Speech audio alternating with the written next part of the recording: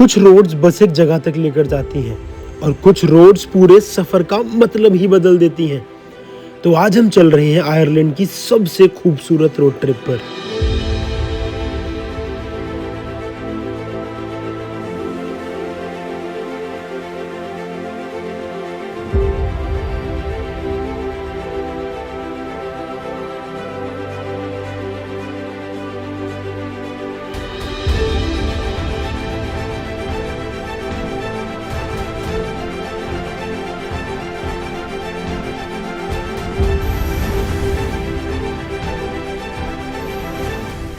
Welcome to our YouTube channel या फिर welcome back to our YouTube channel. अगर आप हमारे चैनल पर पहली बार आए हैं तो मैं बता दूं कि मैं हूं अरुण, ये है Gagan and together we are veggie wonders. तो इस वीडियो में हम आपको लेकर जाने वाले हैं आयरलैंड के एक ऐसे ट्रिप पर जो अपने आप में माना जाता है कि भाई मरने से पहले एक बार यहाँ घूम लेना चाहिए। तो आज का जो हमारा दिन है वो डेडिकेटेड है रिंग ऑफ कैरी में। तो कैरी क्या है? एक काउंटी है जो कि southern western part of Ireland में पड़ती है। बहुत ही सुंदर काउंटी यार। और ये ना पूरी एक सर्कुलर सीनिक रूट है जो कि 179 किलोमीटर का रूट है। अगर आप बिना रुके अगर ये पूरा रूट करना चाहते तो आपको लगेंगे 3.5 से 4 घंटे, मगर हम तो बहुत सारी जगह रुकेंगे क्योंकि 10-12 पॉइंट्स जो है वो मेरी लिस्ट में एडेड है। तो हम आपको हर एक वो चीज दिखाने वाले हैं। और जब इस रूट को हम लोग ने स्टार्ट किया था, अभी पीछे हम ड्राइव कर रहे थे, तो इसने हमें साउथ अफ्रीका की याद दिला दी। जैसे साउथ अफ्रीका में गार्डन रूट वर्ल्ड फेमस है, वैसे ही आयरलैंड में रिंग ऑफ कैरी फेमस है। तो चलिए without any further ado let's get started.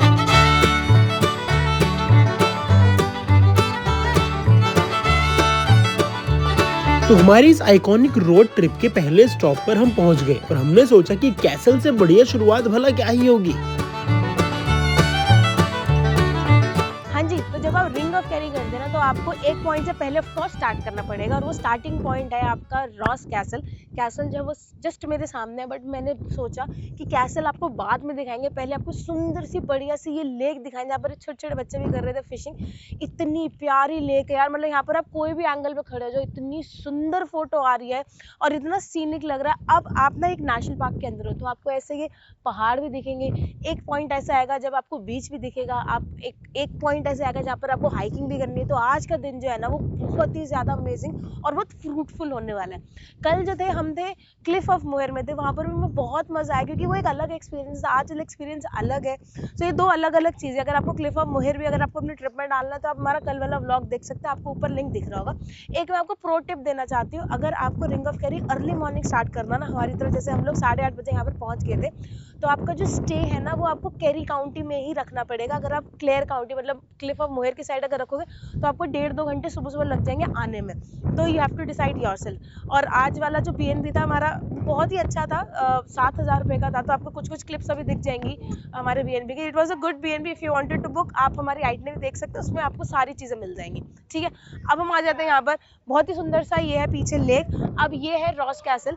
तो this is the first point. Generally जो रिंग ऑफ कैरी का जो ट्रिप करते हैं उसका फर्स्ट पॉइंटर होता है ये। और ये इसकी जो एंट्री फीस है वो है 5 यूरो पर पर्सन, और अगर बच्चा है साथ में तो उसकी 3 यूरो पर पर्सन। अगर आपको अंदर जाना आप जा सकते हैं, हम लोग नहीं जा रहे अंदर क्योंकि और भी बहुत सारी चीज़ें जहाँ पर हमें ऑलरेडी पेमेंट करनी है और वो और सुंदर सुंदर हाइकिंग वगैरह है, ट्रेल्स है, तो हम वहाँ पर पेमेंट करने का सोच रहे हैं। ये जो कैसल है ना, ये 15th सेंचुरी में बना था और ये काफ़ी सुंदर कैसल है। तो अभी हम इसकी बैक साइड में आए हैं, बट अभी फ्रंट से देख रहे थे ना, बहुत ही सुंदर, ऊपर से फुली मेंटेन्ड कैसल है। तो if you wanted to go and explore inside Ross castle you can go, या फिर यहाँ पर बैठ के अगर आपको सिर्फ लेक के ये नज़ारे देखने हैं तो आप वो भी देख सकते हैं। तो भाई हम लोग निकल के आ गए हैं रॉस कैसल के बाहर। हमारा जो एक्सपीरियंस था वो काफी सही था। आसपास अगर आप देखोगे तो ये छोटी सी कैनाल बहती हुई जा रही है, हमारे पीछे पूरा ग्रीन है, काफी सही लग रहा है यार, काफी अमेजिंग। और एक और चीज एज यूजुअल एक प्रो टिप, अगर आपको भी बिल्कुल ऐसे खाली दर्शन करने हैं हमारी तरह तो सुबह सुबह आ जाना। आपको ऐसे कोई भी भीड़ नहीं मिलेगी। सिर्फ 2 चाइनीज अंकल थे, उसके अलावा सिर्फ हम थे और वो बच्चे फिशिंग कर रहे थे। वो तो लोकल थे, वो लोकल थे। और एक और ज्ञान देना चाहती हूँ, अगर आपको यहाँ पर ना घोड़ा गाड़ी वाला एक्सपीरियंस भी आप कर सकते हो, अगर वो करना है, जैसे अभी ये पीछे देखोगे अभी आप। पर यहाँ का घोड़ा मैंने देखा भाई, हमारे वाले घोड़े तो सके बालक से लगते हैं, ये तो भाई हट्टा कट्टा घोड़ा है पूरा। आयरलैंड आयरिश घोड़ा। आयरिश घोड़ा। तो चलो अपने नेक्स्ट स्टॉप की तरफ चलते हैं। It was a good point है ना, बहुत अच्छा and it's a bright sunny day also. और बहुत सुंदर है ये जो कैसल है ना, काफी सुंदर है। तो रॉस कैसल के बाद हमारा कारवां सफर में आगे बढ़ता है और हम निकल पड़ते हैं किलारने नेशनल पार्क की ओर। तो आपके रिंग ऑफ कैरी में सेकंड स्टॉप वही होने वाला है।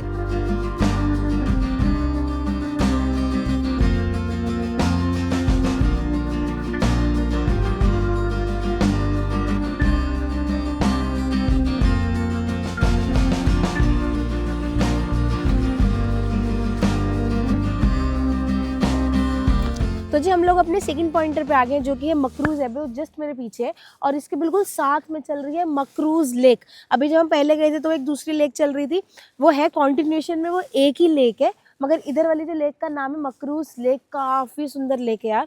और ये जो आप मेरे पीछे जो ये आबे देख रहे हैं, आबे बेसिकली 15th सेंचुरी का बना हुआ है और यहाँ पर इसके अंदर ना एक यू ट्री है जो कि बहुत फेमस है इस पूरे किनारले नेशनल पार्क में। और वन ऑफ द पेड़ जो यहाँ पर है अंदर, वो 400 साल से भी ज़्यादा पुराना है। और यहाँ पर ना जो ओल्ड आयरिश पोएट थे उनकी यहाँ पर ब्यूरियल भी है, तो वहाँ पर भी हम एंट्री पे भी देख रहे थे काफ़ी लोगों की, मतलब बहुत सारे पोएट्स की ब्यूरियल है वहाँ पर। तो हमने सोचा क्यों ना इस एबे के अंदर जाकर आपको इसको अंदर से दिखाया जाए। ये है मकरूज एबे, लगभग 600 साल पुरानी ये जगह आज भी उतनी ही शांत और खूबसूरत लगती है। बीच में एक एंशिएंट ट्री है जिसे यू ट्री बोला जाता है और वो इस एबे की सबसे आइकॉनिक पहचान है। देखो ये एक आपको अंदर आओगे ना तो आपको ऐसे मैप दिख जाएगा और यही है यू ट्री जो मैं आपको कह रही थी, ये सामने, जो कि बहुत ज़्यादा साल पुराना है। और अगर आपको ऊपर की तरफ जाना है तो ऊपर का एरिया भी यहाँ से सीढ़ियाँ जाती है, बट यहाँ पर ना और भी बहुत सारी चीज़ें जो कि पुराने ज़माने में होती है, जैसे डॉर्मेट्री थी, रिफ्लेक्ट्री थी, किचन थी, यहाँ पर गार्जियंस रूम था, तो काफ़ी बड़ा मतलब लोगों के हिसाब से थी चीज़ें। आज एक बार ऊपर का चल के व्यू दिखाती हूँ मैं आपको। एबे मतलब एक ऐसा रिलीजियस प्लेस जहाँ पहले मॉन्क्स रहते थे, प्रार्थना करते थे और अपनी पूरी जिंदगी स्पिरिचुअल लाइफ को डेडिकेट करते थे। ये सिर्फ चर्च नहीं बल्कि उनका घर और कम्युनिटी भी होता था। अगर सिंपल शब्दों में समझाएं तो एबे एक मोनेस्ट्री होती है जहां मॉन्क्स रहते हैं और पूजा करते हैं। अब हमने मकरूज एबे की वाइब्स को अच्छे से एब्जॉर्ब कर लिया है, यहाँ के नेचर को एब्जॉर्ब कर लिया है और अब हमें अपने सफर में आगे बढ़ना है क्योंकि रिंग ऑफ कैरी भी काफी बड़ा है।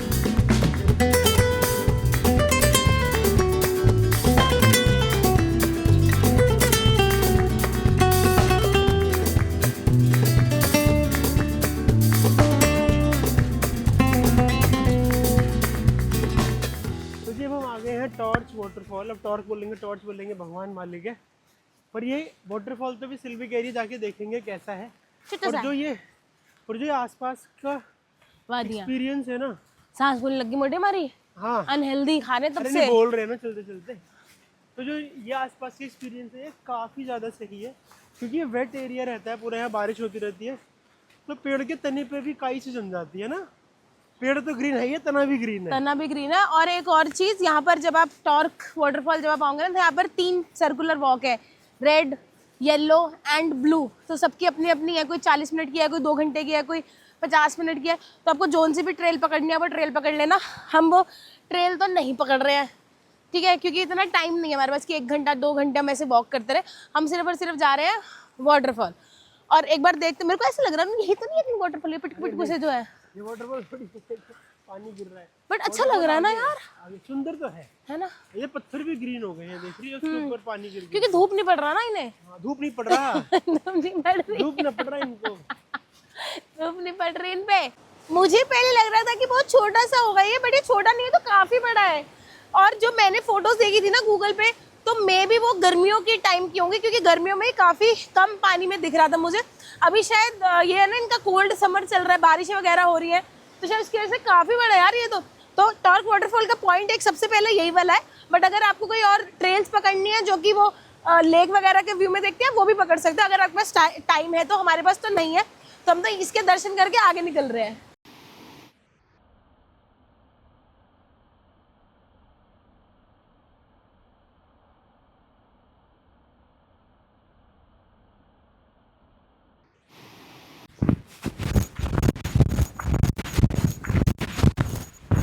ये देखो ब्राइट सनी डे था और अब बारिश होने लग गई। ओहो, और बहुत तेज हो रही है बारिश भी। हाँ मतलब गाड़ी तक पहुँचने में भिगा ना दे, बस वो है। और ठंड ऊपर से इतनी ज्यादा है, तो यहाँ मौसम ऐसे ही है भाई, कभी वो कहते कभी खुशी कभी गम। यहाँ पर वो मेंढकों की ना शादी होती रहती है, मुझे लग रहा है। मेंढक नहीं, लोमड़ा लोमड़ी। हमारे यहाँ लोमड़ा लोमड़ी, हमारे यहाँ मेंढक मेंढकी की होती है पंजाबियों में।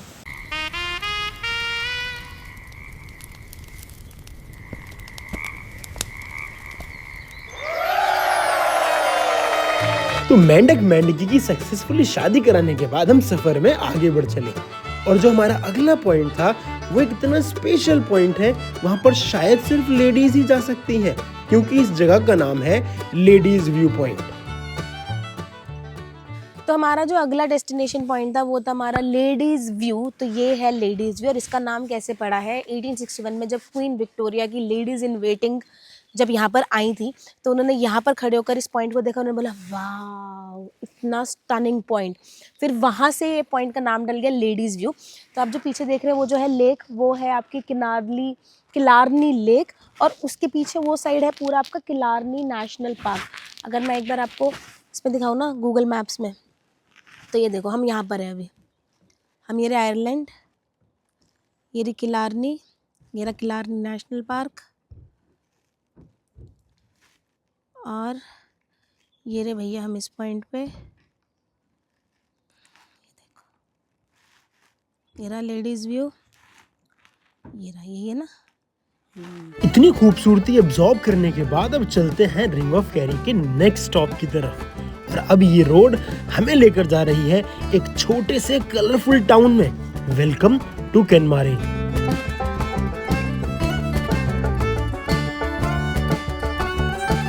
तो हमारे इस रिंग ऑफ कैरी के टूर में हम लोग एक और स्टॉप पर आ गए हैं जिसका नाम है केनमारे विलेज। केनमारे विलेज को एक हेरिटेज विलेज बोला जाता है और ये दो आइकॉनिक रूट्स के बीच में पड़ता है। एक रूट जो हम फॉलो कर रहे हैं रिंग ऑफ कैरी, दूसरा रिंग ऑफ बियरा, ये एक और आइकॉनिक रूट है। अगर आप वो रूट भी करना चाहते हैं तो आप वो भी कर सकते हैं। और केनमारे विलेज अपने आप में एक स्टॉप है, डेस्टिनेशन है। ऐसा नहीं है कि आप बस रूट कर रहे हो तो आप मत्था टेक के निकल जाओ। यहाँ पर आपको आराम से 1-2 घंटे बिताने का मन करेगा। जब हम उतरे थे यहाँ पर लैंड किए थे तो हमने राइट साइड में एक बहुत बड़ा ग्रीन फील्ड देखा, उसमें यहाँ की शीप बहुत सारी ग्रेजिंग कर रही थी। यहाँ की आइकॉनिक सी शीप है, बड़ी वाइट पूरी बॉडी और मुंह एकदम काला होता है उनका, तो दूर से देखने में बड़ी अट्रैक्टिव सी लगती है। फिर उसके बाद हम चलते फिरते विलेज में आगे एक पार्क में बैठ के हमने अपना मस्त लंच किया, जिसमें हम दाल मखनी और चावल लेकर आए थे। तो हमने अपना लंच किया, मस्त चाय पी, चाय हाँ वो भी हम पैक करके लाए थे, इंस्टेंट चाय। तो उसके बाद हमें कहा अब हम आराम से एनर्जी पूरी भरपूर करके घूमेंगे। और ये आप जो मेरे पीछे देख रहे हो ये होली क्रॉस चर्च। तो जब दूर से हमने इस बिल्डिंग को देखा, चर्च को देखा, इसका डोम को देखा, तो इसने हमें बड़ा अट्रैक्ट किया। तो एक बार अंदर चलते हैं, चर्च में मत्था टेकते हैं और फिर आपको दिखाते हैं कलरफुल सी मार्केट। इतनी वाइब्रेंट मार्केट है कि उसको देख के ना ऐसा लग रहा है कि आप पुराने ज़माने में चले गए। लोगों ने पुराने स्टाइल में लिखा हुआ है अपनी शॉप के ऊपर, जैसे सुपर मार्केट स्टोर। तो बहुत ही सही जगह। चलो पहले चर्च चलते हैं और फिर आपको दिखाते हैं केनमारे विलेज, आइकॉनिक जगह ही है।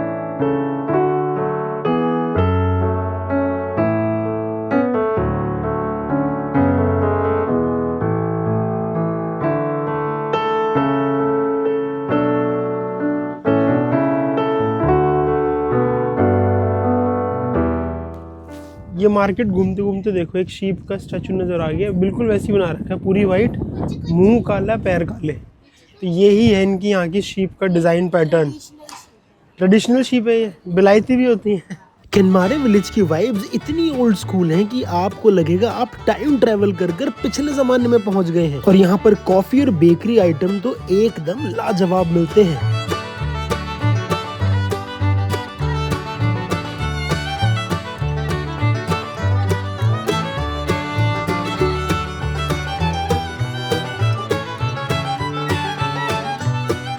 तो जब हम यहाँ पर विलेज में रुके थे ना तो मुझे कॉफ़ी शॉप नज़र आई थी, बीन एंड बैच, और उसमें इतने सारे आयरिश लोग बैठे हुए थे और भीड़ लगी हुई थी प्रॉपर। मैंने कहा इतने छोटे से टाउन में अगर एक शॉप पर इतनी भीड़ है, इसका मतलब शॉप में कुछ तो बात होगी। तो मैंने भी वहाँ जाके एक लाते ऑर्डर कर दी। और जब मैं ऑर्डर कर रहा था तो एक आयरिश बंदा मेरे से आया, कहता very good choice of the shop, ये हमारे यहाँ की बेस्ट कॉफ़ी शॉप है, आप इस कॉफ़ी को बहुत इन्जॉय करोगे। तो मैंने कहा मैं एक बार आपको टेस्ट बताता हूँ। 3.5 यूरो की ये पड़ी है। 3.5 यूरो मतलब लगभग आपकी 350 रुपये, 450 रुपये की कॉफ़ी है ये। इतनी मैंने ज़िंदगी में कभी महंगी नहीं पी होगी। पर अब आयरलैंड में खड़े और आयरिश कॉफ़ी नहीं पियेंगे तो फिर तो बात बनेगी नहीं ना। तो लेट मी ट्राई दिस।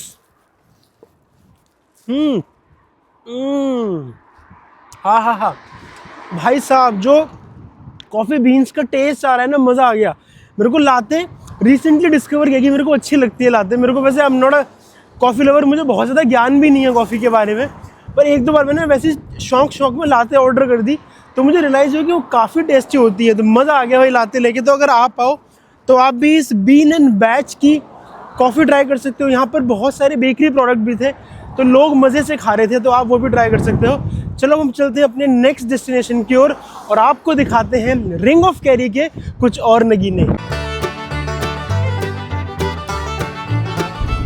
कहाँ गाड़ी चलाने से डरने वाली औरत ओमान में चला चुकी है, मॉरिशस में चला चुकी है, साउथ अफ्रीका में चला चुकी है और अब आयरलैंड में चला रही है। क्या बात है, ये तेरी प्रगति है लाइफ की। थोड़ी तेज चला, पीछे गाली देगा कोई यार होगा तो। अरे मैं 5th गियर पे है गाड़ी। नहीं, 4th पे डाल पहले।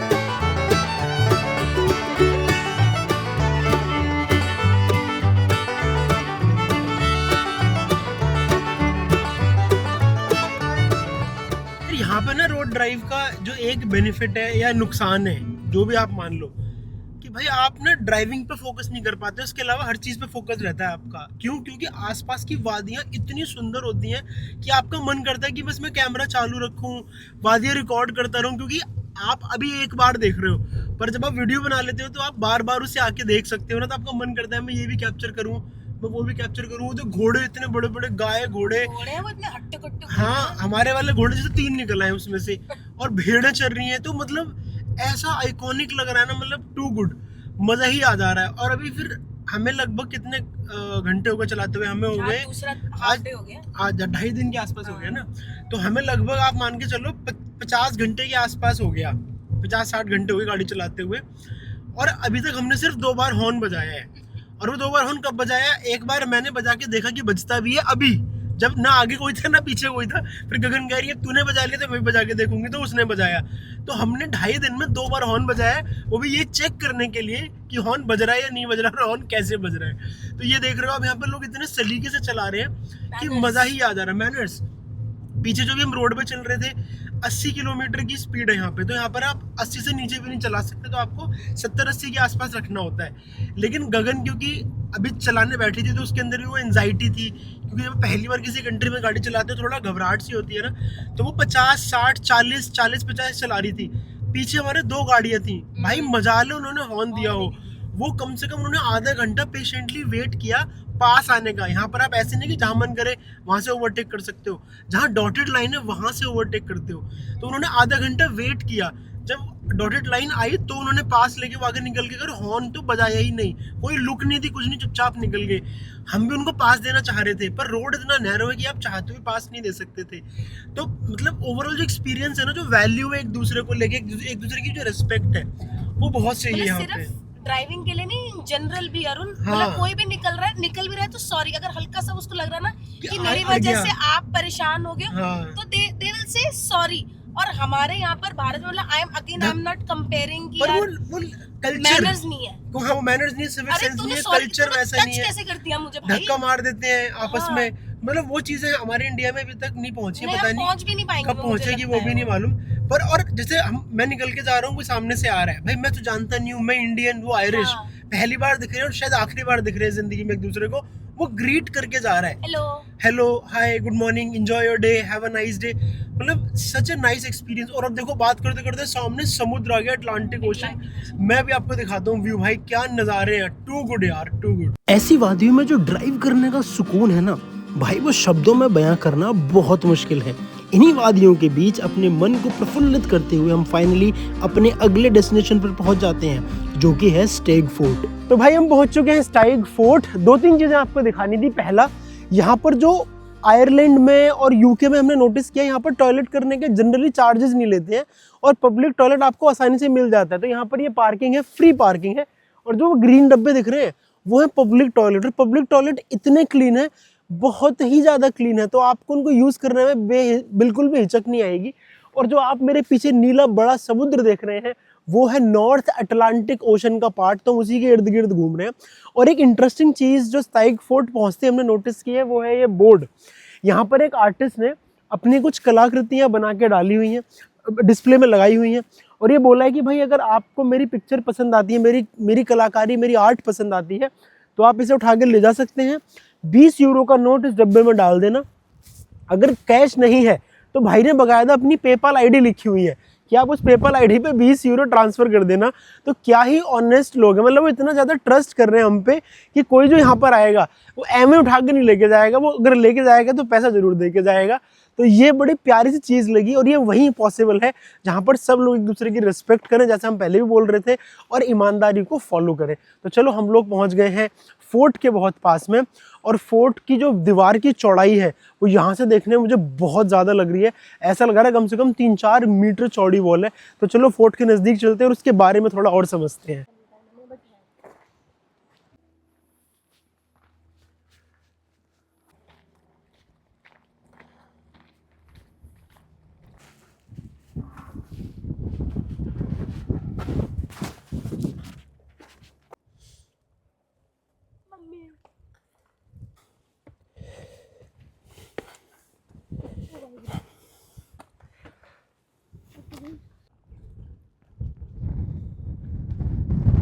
तो स्टाइग फोर्ट में एंट्री है 1 यूरो। तो आप वहाँ पे कोई बंदा नहीं है, आपको अपने आप ईमानदारी से डब्बे के अंदर डालना है और अंदर आके फोर्ट को घूमना है।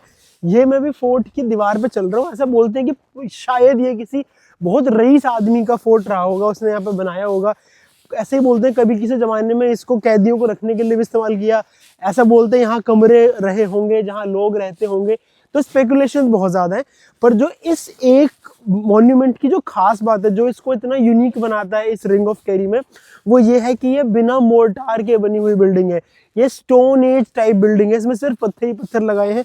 अगर आप इसकी विड्थ देखोगे तो कम से भी कम तो मेरे को लग रही है 6 फीट 7 फीट के आसपास चौड़ी विड्थ है इसकी। और ये पूरा ऐसे बना रखा है स्लोपी स्टाइल में, आपको दिख रहा होगा वो गगन घूम रही है पीछे। और जगह जगह ऐसे चढ़ने के लिए स्टेप्स बनाए हैं जगह जगह। तो जैसे हमारे यहाँ वो नहीं बनाते वेल स्ट्रक्चर्ड होते हैं, जैसे बाउली के तरीके से, तो उस स्टाइल में बनाया। पर ये वाटर बॉडी नहीं है, ये है ग्रास बॉडी, पर मेंटेन बहुत बढ़िया किया हुआ है यार यहाँ पे।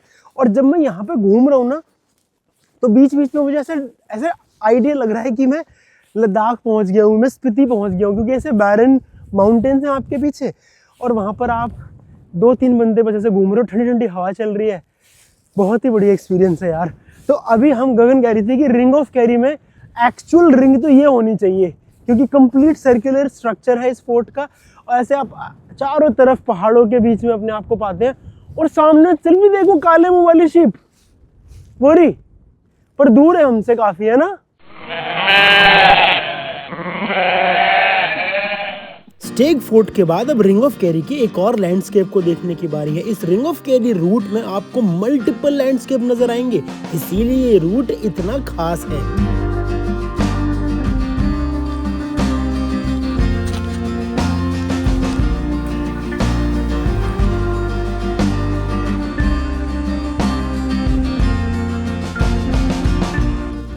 ये पूरे रिंग ऑफ कैरी में ना बहुत सारे स्पॉट्स हैं, जैसे कि फोर्ट है, कैसल है, आपकी हाइकिंग है, आपका वाटरफॉल है, और सुंदर सा जो अभी हम एक विलेज भी गए थे वो भी था। और एक आता है बिल्कुल ऐसे सदर्न टिप पे आपका एक पॉइंट आता है जिसको बोलते हैं डेरी नाने बीच। तो ये आपका जो है सेल्टिक सी है, जो कि मर्ज हो जाती है आगे जाके नॉर्थ अटलांटिक ओशन में जाके मर्ज हो जाती है। ये एक्चुअली ना ये ब्लू फ्लैग बीच है एक, और ये बिल्कुल स्विमिंग के लिए बिल्कुल परफेक्ट बीच है। अगर आपको नहाना है, स्विम करना, आप ये कर सकते हो। बट ऑफ कोर्स अभी यहाँ पर सर्दी का मौसम है तो कोई यहाँ पर आपको दिख नहीं रहा है। बट जनरली गर्मियों में ना ये वाला जो एरिया ना ये पूरा का पूरा भरा रहता है। लोग यहाँ पर समुद्र में से डुबकियां मार रहे होते हैं, क्योंकि इतना रफ, अभी के डेट में इतना रफ वाटर नहीं है, तो गर्मियों में तो ये और अच्छा होता होगा। तो ये इसका वैसे ये it is being tagged as blue flag beach. और ये शक्ल से भी ब्लू है भाई, एक तो ब्लू पानी, ऊपर से गोल्डन सैंड, इतना ही सुंदर लग रहा है ना ये बीच। अगर हमारे पास और टाइम होता ना तो मैं जरूर यहाँ पर और टाइम स्पेंड करना चाहती। बट अफसोस की बात यह है कि रिंग ऑफ कैरी जो है ये बहुत बड़ा है भाई। हम सुबह 8 साढ़े 8 बजे से हमने स्टार्ट कर दिया था अपना ये ट्रिप, ये सोच के कि 4 साढ़े 4 बजे तक शायद ये खत्म हो जाएगा और फिर उसके बाद हम एक पॉइंट पे जाकर रेस्ट करेंगे, बैठेंगे। बट अभी भी मेरे बहुत सारे पॉइंट्स बचे हैं, तो इसलिए ये है एक झलकी आपकी डेरी नाने बीच की। थोड़ी देर यहाँ पर हम टाइम स्पेंड करते हैं, फिर हम चलेंगे आगे वाले पॉइंट पे। बट सीरियसली यार ये रिंग ऑफ कैरी जो है बहुत अच्छा है।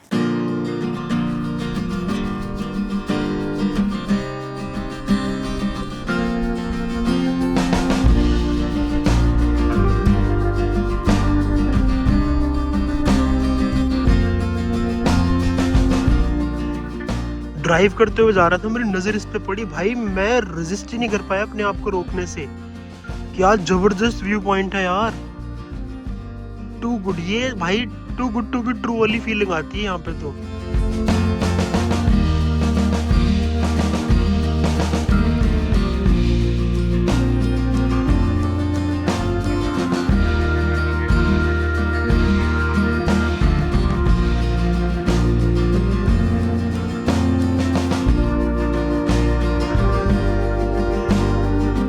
आयरलैंड में ड्राइव करना बहुत मुश्किल है भाई। मुश्किल क्यों है कि आपको हर थोड़ी थोड़ी देर में रुकना पड़ता है। रुकना किस लिए पड़ता है? क्योंकि वादियां इतनी जबरदस्त हैं यार। अभी हम ड्राइव करते हुए आ रहे थे, एक दो पॉइंट तो ऐसे थे कि हम रेजिस्ट ही नहीं कर पाए अपने आप को। हम उतरे हैं प्रॉपर व्यू देखने के लिए, इट वाज टू गुड। फिर विलेजेस के बीच में से निकल रहे हैं, हर विलेज पिछले विलेज से ज्यादा सुंदर है। तो विलेज के बीच में से निकलते हुए हमारा जो रिंग ऑफ केरी है, उसका जो एक मेन हाईलाइट है केरी क्लिफ, हम उस पे आ गए हैं। अगर आपने हमारी पिछला वाला एपिसोड देखा है तो हम उसमें क्लिफ ऑफ मोहेर गए थे, उसी तरह हम आ गए हैं क्लिफ ऑफ केरी, जहां से आप आराम से वाइल्ड अटलांटिक ओशन को, इन पहाड़ों को हिट करता हुआ देखते हैं और आप मजे लेते हैं। और अगर आप मेरे आसपास देखेंगे तो देख रहे हैं मतलब कितना ज्यादा सुंदर है।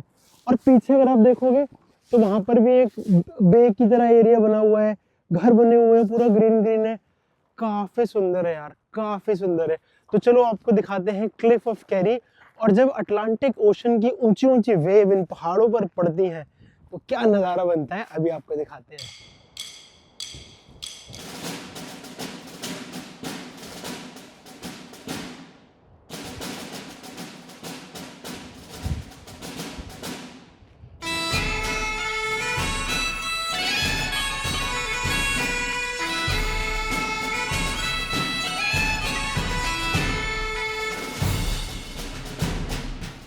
ये प्राइवेट प्रॉपर्टी है, और अगर प्राइवेट है तो भाई वो अपनी इस मजेदार प्रॉपर्टी को मिल्क तो करेगा ही।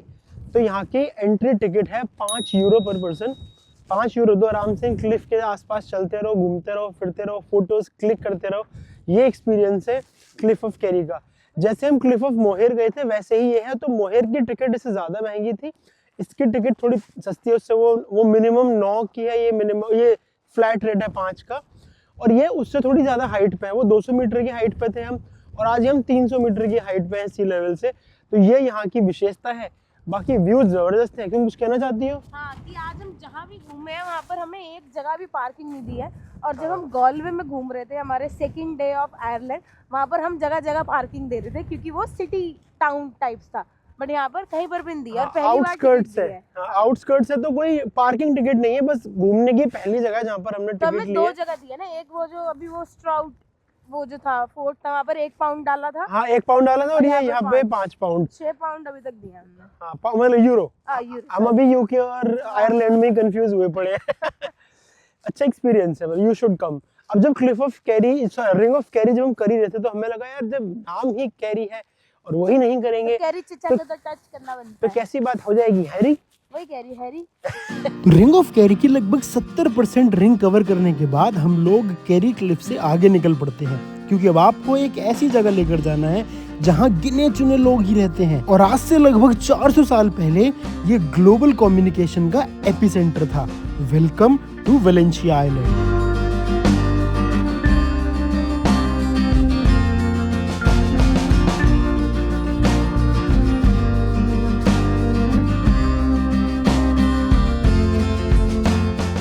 तो जी इस रिंग ऑफ कैरी में ना एक और पॉइंटर भी अपनी ऐड कर लेना आइटनरी में, जिसका नाम है वेलेंशिया आइलैंड। और अभी हम वेलेंशिया आइलैंड में ही है।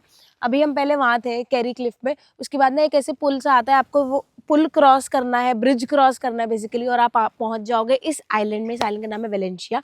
और यहाँ की एक यूनिक फन फैक्ट बताऊँ आपको कि यहाँ पर सिर्फ और सिर्फ मात्र 600 लोग ही रहते हैं।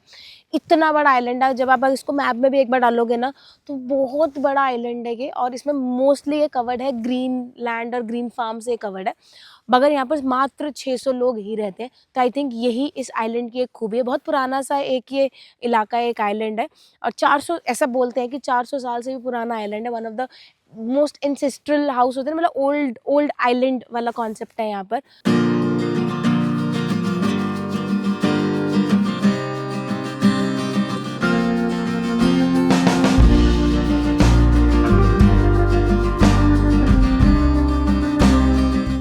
वेलेंशिया आइलैंड पर मज़ेदार टाइम स्पेंड करने के बाद हम लोग सफ़र में आगे बढ़े और वहाँ पर हमारी रिंग ऑफ कैरी की जो जर्नी थी वो समाप्त हो गई थी।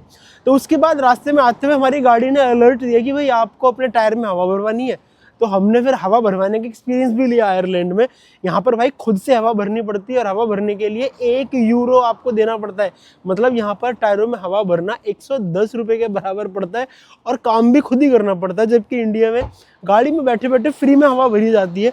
बहरहाल उसके बाद फिर हम लोगों ने डबलिन अपने डेस्टिनेशन में डाल लिया था और डबलिन वहाँ पहुँचने में हमें लगने वाले हैं 5-5.25 घंटे।